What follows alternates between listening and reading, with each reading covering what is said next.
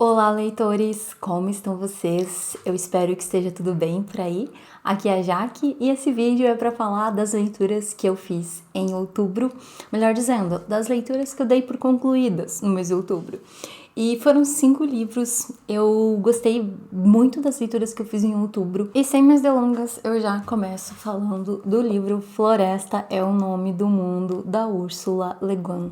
Esse livro foi lido no Clube Labaredas e que experiência incrível de leitura que foi, para mim pelo menos, que só conhecia da Le Guin o ensaio, A Teoria da Bolsa da Ficção, que é um ensaio belíssimo, um ensaio assim, ó, primoroso, que me abriu muitas portas de pensamento, de crítica, de imaginação, de conceber coisas novas, né? Pensar em coisas novas. É um ensaio que me voltou muito para a criatividade e também para práticas na literatura que transcendam, né, que vão além daquelas pré-estabelecidas.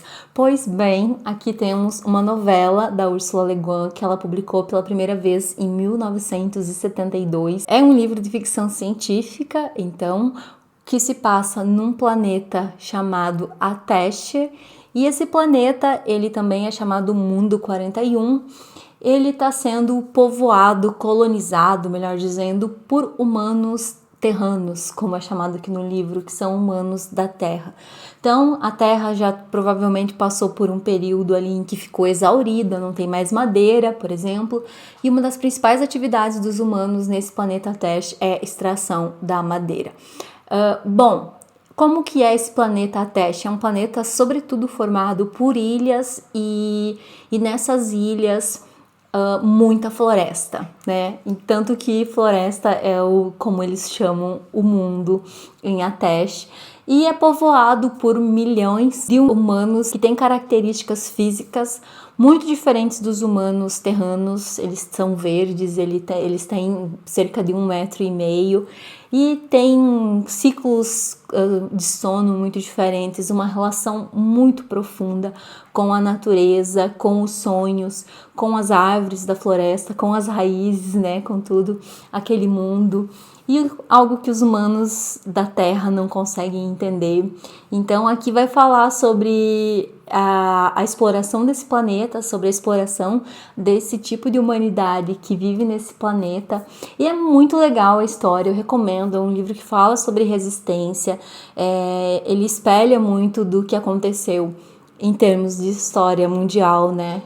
Em termos de colonialismo e exploração e de colonização de povos e de territórios, principalmente, né, pelos europeus ao longo dos tempos. A Ursula Le Guin, ela tinha muito contato com as mitologias indígenas, então tem um diálogo muito grande com esses universos. Por exemplo, com a questão dos sonhos aqui, se assemelha muito das visões de mundo, se aproxima muito da cosmovisão Yanomami no Brasil, né, que habitam o Brasil e outros países da América Latina. Esse livro foi publicado pela editora Morro Branco, traduzido pela Eci Regina Candiani, e lemos no Labaredas, discutimos, foi incrível. Eu fiquei muito feliz de ter conhecido um pouco mais da Le Guin através desse livro.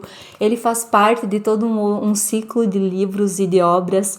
Entretanto, essas obras podem ser lidas de forma independente. Isso é maravilhoso, né? Porque facilita. Eu já tenho A Mão Esquerda da Escuridão, da autora, aqui em casa, que vai ser meu próximo.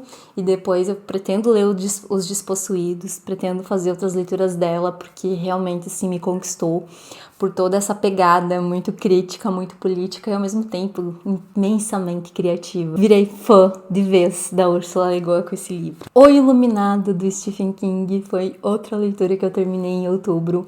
Em outubro eu fiz uma TBR de Halloween. Confesso que eu sabia que não ia terminar aquela TBR, né? Mas eu queria selecionar alguns livrinhos até para ficarem aí na minha fila, que eu vou continuar lendo, claro. Não precisa só ler em outubro, né? Esses livrinhos mais obscuros. Mas O Iluminado, do King, foi um livro que eu terminei e foi incrível. Fazia 2 anos já que eu tinha comprado esse livro para ler em outubro e eu não tinha lido há 2 anos. E agora consegui fazer essa leitura. Eu já falei do Stephen King aqui e do livro sobre escrita que eu terminei de ler no começo do ano, que eu amei, é um livro muito legal. E agora eu conheci um pouco da ficção do King, então eu gostei muito do que eu vi, gostei muito da construção dos personagens, dos temas trazidos, desse universo. Confesso que me senti muito incomodada com a história, né, já que é uma história de terror e as coisas elas vão acontecendo realmente com os personagens. Basicamente conta a história então de uma família que são os Torrance. O Jack Torrance ele é contratado para ser o zelador de um hotel chamado Overlook, que fica lá no Colorado, próximo das Montanhas Rochosas. É um hotel muito luxuoso e um hotel muito caro para se frequentar.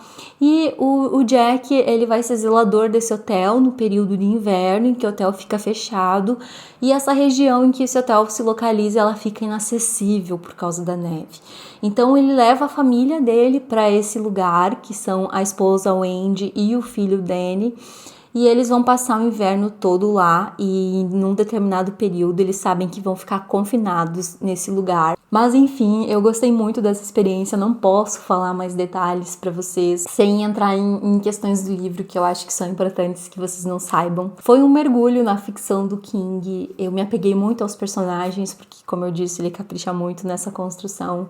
Os incômodos é pelo medo mesmo que o livro vai trazendo com as coisas que vão acontecendo para esses personagens, né? O medo do como vai acabar, né, essa história com eles. O livro foi publicado pela editora Suma e traduzido pela Betty Ramos de Albuquerque. É um livro bem grossinho, então vale a pena, assim, reservar um tempo bom para ler, mas é um livro que rende muito. Eu achei que a leitura, ela fluiu demais para mim, e chega num determinado período que eu fiquei com muita vontade, então, de terminar o livro, de chegar ao fim, sabe?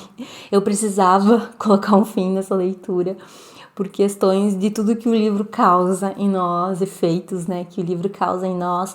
É muito rico em referências literárias, porque inclusive o personagem Jack, ele almeja, né, uma carreira de escritor. É muito legal esse livro, eu acho que ele é um livro sensível e ele ao mesmo tempo tem essa pegada, né, toda do terror, do horror. Anotem, quem não leu, quem leu me conta aqui se gostou. Eu fiz uma resenha também pro livro lá pro meu Instagram. E me digam se vocês gostaram do Iluminado do King e também se vocês gostaram do filme da adaptação que o King odeia. Me contem aqui. Em outubro eu também terminei de ler o livro Os 12 Trabalhos no Cabaré, do Carlos Navarro, que é um autor contemporâneo que publicou de forma independente o seu livro. E esse livro é um livro policial, tem toda uma pegada investigativa ali de tentar compreender como tudo aconteceu, o que levou aos acontecimentos no cabaré, que são determinados crimes muito sangrentos. E aí o livro vai acompanhando esses personagens, observando questões da vida, das culpas, dos sentimentos, das subjetividades.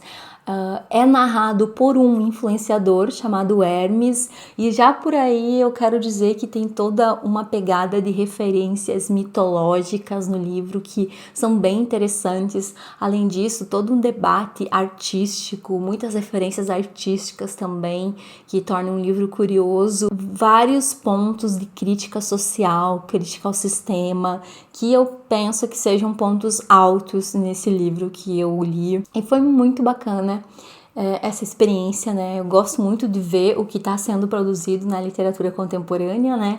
E por esses autores iniciantes também é bacana conhecer e perceber como que eles estão lidando também com todo esse processo e ajudar a divulgar, ajudar a trazer mais leitores para essas obras. Falando em literatura contemporânea, uma das minhas escritoras preferidas da literatura contemporânea, Jari Arraes, eu li esse mês esse livro dela, que é um livro de poemas, que se chama Um Buraco com Meu Nome. E nossa, eu gostei muito da experiência de ler a poesia da Jared. Sério, o livro começa bem, e da metade pra frente eu passei a gostar ainda mais dos poemas. É um livro que fala muito sobre a condição de ser mulher na sociedade, de ser mulher e negra, por exemplo. Então, remete a essas questões da existência, das violências. Além dos poemas, o livro conta com ilustrações feitas pela própria Jarid, que eu achei muito bonitas, achei que complementaram muito a edição do livro. Então, todas essas ilustrações, tanto da capa quanto, né, as que estão dentro do livro, foram feitas pela própria Jarid. Eu achei incrível. Inclusive, eu abri aqui na seção Fera, que é uma parte do livro que foi a minha preferida. E eu escolhi um poema dessa seção aqui para ler para vocês. Eu vou ler o poema que se chama Prólogo. Não sou prole de heranças, não me deixaram nada, nenhum patrimônio, nenhuma gargantilha, nem vaso de cristal ou vestido de noiva. Não tenho raízes, sou folha solta, no tempo, seca. A cor de um marrom pálido, de um bege distraído. Não herdei louças, terras, sequer dívidas. Sou única no mundo. O vento me segura. Maravilhosa. Recomendo. Fica essa super recomendação. Eu dei por terminado por hora, porque eu tô com muitos livros de poemas para ler. E eu gosto, né? E livros de poemas que eu quero conhecer, né? Que eu quero folhear. Mas eu com certeza vou retornar para esse livro aqui, para abrir, para ver os meus poemas preferidos. Incrível, conheçam esse livro da Jarid. Eu achei interessantíssimo também quando eu entendi o porquê do título. Amei muito. E outro livro que eu terminei de ler em outubro foi esse de poemas da Alejandra Pizarnik, que se chama A Extração da Pedra da Loucura. E eu fiquei muito impressionada com esse livro de poemas da Alejandra. Foi um dos últimos livros que ela escreveu. Eu fiquei muito impressionada por causa da extensão do livro. Eu já li outros 2 livros de poemas dela. Eu já tinha lido outros 2 livros dela, O Trabalho e as Noites e Árvore de Diana, que eu amo. Eu fiquei encantada com a poesia da Alejandra. Ela movimenta muitas coisas dentro de nós, e principalmente pela concentração dos poemas, por eles serem muito curtos. Eu tinha ficado muito impressionada, continuo impressionadíssima com o que ela fez aqui. Ela tece reflexões sobre escrita, por exemplo. São poemas mais longos, então, que permitem ela se autoanalisar de uma forma muito diferente que ela fez nos outros livros também. A Alejandra Pizarnik, então, é uma escritora nascida na Argentina em 1936 e que faleceu em 1972. Eu gosto muito da história dela. Eu até recentemente li o livro da Mariana Henriques, que biografa, né, a Silvina Campo, e eu estava muito curiosa para ver o que ia trazer do relacionamento da Alejandra Pizarnik com Silvino Campo, que eu sabia que elas tinham tido uma relação de aproximação, uma relação profunda e talvez amorosa. O livro da Mariana Henriques não solucionou de todo as minhas dúvidas, mas enfim, essa é uma poeta que eu admiro muito. Esse livro, ele com certeza, ele vai ser relido por mim. Eu fiz várias marcações, porque, enfim, né? Eu sou aquela pessoa que quer marcar os poemas preferidos para depois encontrar. Eu recebi esse livro da parceria com a editora Relicário. Ele foi traduzido pelo Davis Diniz e tem um texto muito legal de apresentação feito pela Nina Risse, que se chama Um Canto de Incêndio. E nesse texto, a Nina Risse, ela contextualiza muito da obra da Alejandra Pizarnik, da história da Alejandra Pizarnik. É um deleite esse texto. E tem um pós-fácil do tradutor Davis Diniz, que se chama Alejandra Pizarnik, ou O Naufrágio Inconcluso da Linguagem, que eu também gostei muito. Achei que me acrescentou na leitura, na compreensão do livro, na compreensão dos poemas. E me chamou a atenção como que a Alejandra tentou fazer coisas na literatura que ia muito na contramão do que estava sendo feito por autores que ela conhecia no mundo e também por autores do próprio país. Eu espero que vocês tenham gostado desse vídeo. Me contem aqui nos comentários se vocês já leram algum desses livros. Qualquer dúvida também podem deixar aqui pra mim, para a gente continuar conversando. Não esqueçam de curtir esse vídeo, de indicar o canal para as pessoas que vocês gostam. Isso me ajuda muito e ajuda muito para que o vídeo também chegue em mais pessoas, né? Quanto mais interação tem, melhor é para o canal. Eu agradeço a todo mundo que ficou comigo até aqui. Um abraço e até o próximo.